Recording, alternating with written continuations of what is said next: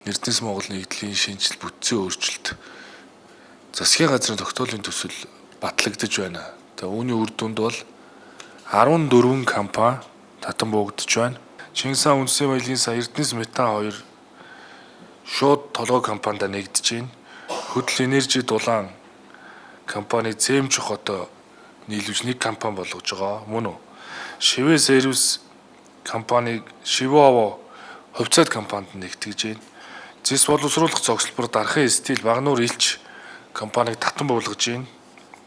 Эрдэнэт ойл компани, Монголын эрдэс баялагын бирж компани, Эрдэнэс шивэ энержи зарлал хариуцлагатай компани, Шим технологи компани, Төв Азийн уран хязгаарлалт хариуцлагатай компани, Гашуун Сүхбаатарын төмөр зам хязгаарлалт хариуцлагатай компани, Зөө Хэрд хязгаарлагдмал хариуцлагатай компаниг татан буулгалаа.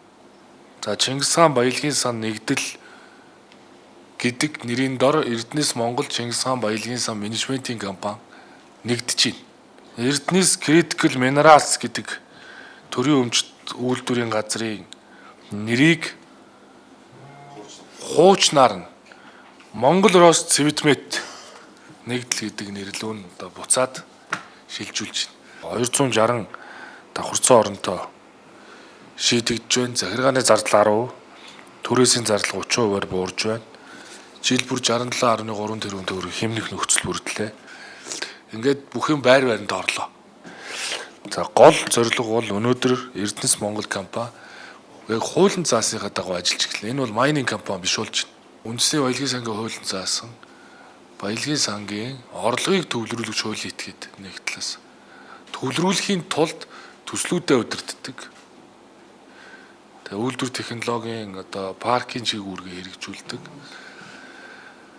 Хоёрт бол хуримтлалын сангийн өгөөжийг нэмэгдүүлэх чиглэлтэй ийм л одоо компани болж байна гэсэн үг шүү дээ. Уурхаа удирддаг тогтолцооноос бол баялагаа удирддаг тогтолцоо шилжиж байна. Тэ? Дөрмийн хүрээнд.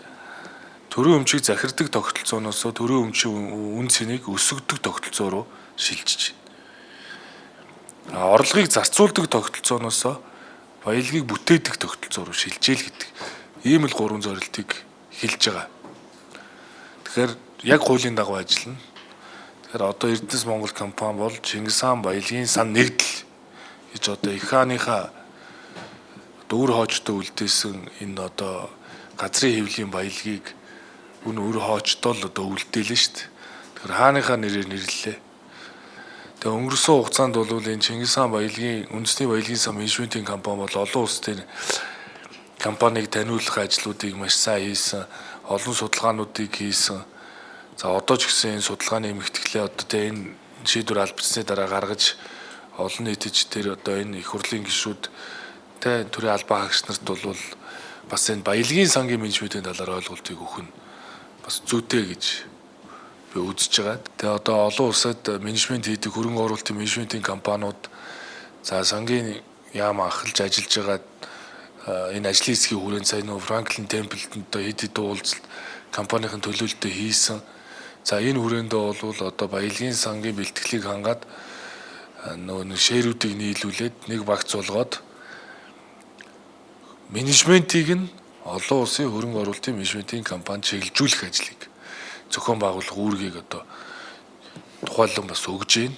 Одоо ингээд хөрөнгө оруулалт менежментийн компаниудтай уулзалт хийгээд сангийн яамны ажлын хэсгийг одоо амжилттай ажилуулахад бүх талын дэмжлэг үзүүлж ажиллахыг одоо үүрэг болгож байна. За өнгөрсөн хугацаанд энэ бэлтгэл ажлыг хангаж зүтгэж байсан хүн бүрт талархал илэрхийлье. За амжилт хүсье. Баярлалаа.